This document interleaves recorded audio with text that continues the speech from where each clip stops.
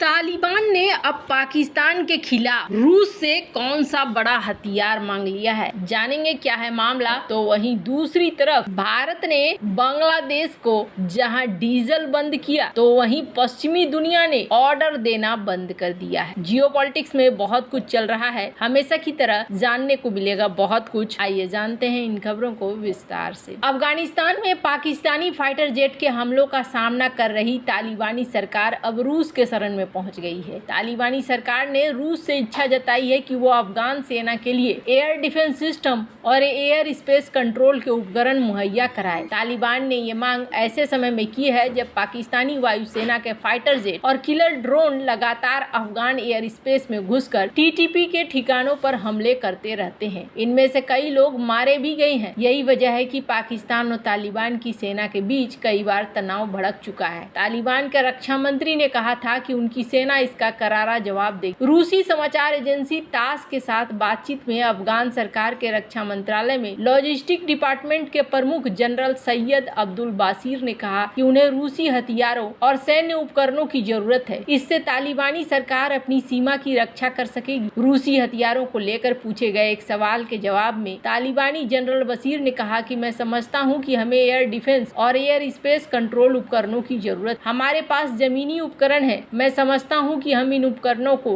अंतर्राष्ट्रीय स्तर पर आपसे खरीदेंगे जब इसके लिए स्थितियां बनेंगी। भविष्य में हमारी योजना रूस में बने उपकरणों को खरीदने की है जो हमें एक एयर डिफेंस सिस्टम बनाने में मदद करेंगे। जनरल सैयद ने कहा कि हम चाहेंगे कि इस तरह के एयर डिफेंस मिले क्योंकि आप दुनिया में इस तरह के तकनीक बनाने में सबसे आधुनिक देश। उन्होंने अमेरिकी सेनाओं की वापसी को बड़ी जीत करार दिया। उन्होंने कहा कि अफगानिस्तान की जमीन पर अब एक भी अमेरिकी सैनिक नहीं है। लोगों को सुरक्षा दी जा रही है और इसमें अमेरिका के हथियारों का इस्तेमाल किया जा रहा है। सब ठीक है और हम अपनी सीमाओं की सुरक्षा कर रहे हैं। हमारे पास वे सभी हथियार हैं जिनकी हमें जरूरत है। उन्होंने कहा कि रूस ने हमें लगभग मान्यता दे दी है। उसने हमारी कई बार मदद की है। इस बीच अफगानिस्तान के रक्षा मंत्रालय के प्रवक्ता ने इस खबर का खंडन किया कि वह रूस से एयर डिफेंस सिस्टम खरीद रहा है। उन्होंने कहा कि इस बारे में रूसी अधिकारियों से कोई बातचीत नहीं हो रही है। माना जा रहा है कि तालिबान रूस से एयर डिफेंस सिस्टम खरीदने को छिपाना चाहता है ताकि इससे अमेरिका नहीं भड़के। रूस और अमेरिका का तनाव चल रहा है। पिछले दिनों पाकिस्तानी वायुसेना ने कई बार अफगान सीमा के अंदर घुसकर टीटीपी के ठिकानों पर हमला बोला है। पाकिस्तान के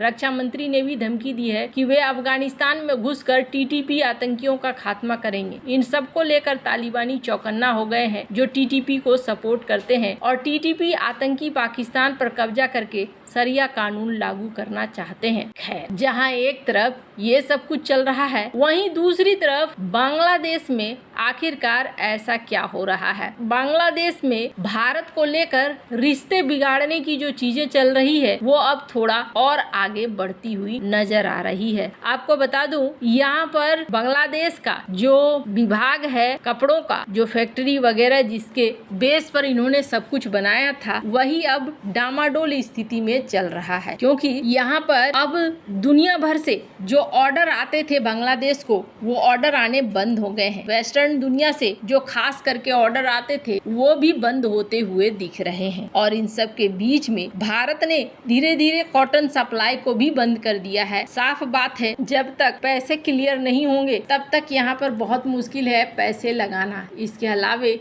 ये भी कहा जा रहा है कि बांग्लादेश में जो डीजल वगैरह है उस पर भी अब रोक लग गई है। बांग्लादेश के साथ आखिरकार भारत ऐसा क्यों कर रहा है? बहुत सारे प्रश्न आपके भी मन में उठकर आएंगे, पर असल बात ये कही जा रही है कि बांग्लादेश में अभी कुछ भी पता नहीं है कौन सरकार है, कौन पेमेंट करेगा। खुद आईएमएफ से ये पैसे मांग रहे हैं। वित्तीय लेन देन ये कैसे करेंगे? किसी चीज को लेकर अभी एक अस्थायी तौर पर चीजें निकल कर नहीं आई है सामने। भारत का अरब डॉलर के आसपास पहले से ही बकाया है बांग्लादेश के ऊपर। बांग्लादेश के साथ एक समय अच्छा रिश्ता था जिसकी वजह से भारत ने काफी हद तक छूट भी देकर रखी थी, पर अब वो समय निकल गया है और समय निकलने के साथ साथ अब समस्याएं ज्यादा बढ़ गई हैं। ऐसे में अगर भारत बांग्लादेश में पैसे लगाता भी है तो वो पैसे वापस आएंगे कि नहीं आएंगे ये कहना मुश्किल है। और जहाँ तक बात है बांग्लादेश के लीडर्स की,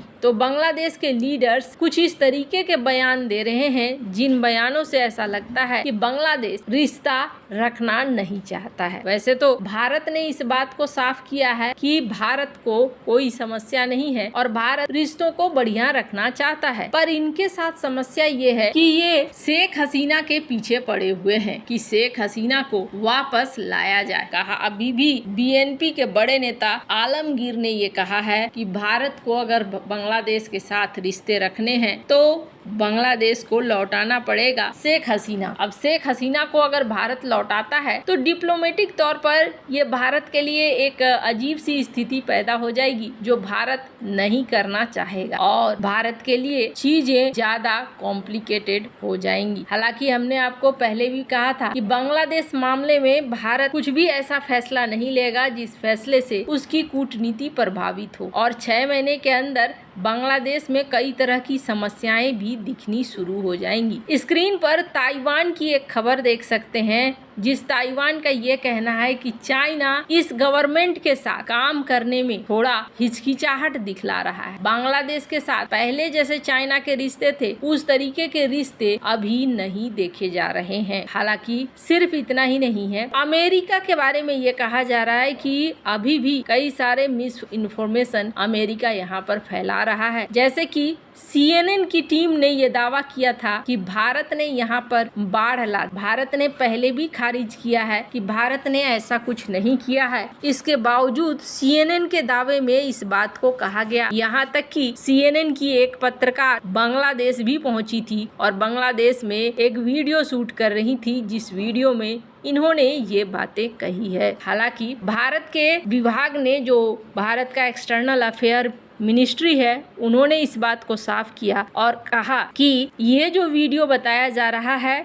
ये गलत है और भारत ने ऐसा कोई पानी वगैरह छोड़ा नहीं है। ऐसा लगता है जैसे जानबूझकर पश्चिमी जगत भारत और बांग्लादेश के बीच में खाई को और भी ज्यादा बढ़ाना चाह रहा है। पर जो भी हो कारण, पर यहाँ पर आने वाले दिनों में बांग्लादेश के साथ संबंध अच्छे नहीं रहेंगे, ये तो तय माना जा रहा है। वैसे आपको क्या लगता है, भारत ने डीजल बिजली रोक कर बांग्लादेश में सही किया है या नहीं किया है? पश्चिमी जगत इस पर भी बोलेंगे कि भारत ने क्यों रोका, तो सवाल ये भी उठता है कि तो फिर आपने क्यों रोक दिया है टेक्सटाइल ऑर्डर्स देने से? आप भी ऑर्डर्स दे सकते हैं और कंटिन्यू रख। वैसे आपको क्या लगता है, भारत ने जो किया है वो सही किया है या नहीं? कमेंट कर अपनी राय जरूर बताएं। जल्द मिलते हैं अगले वीडियो में नई खबर के साथ।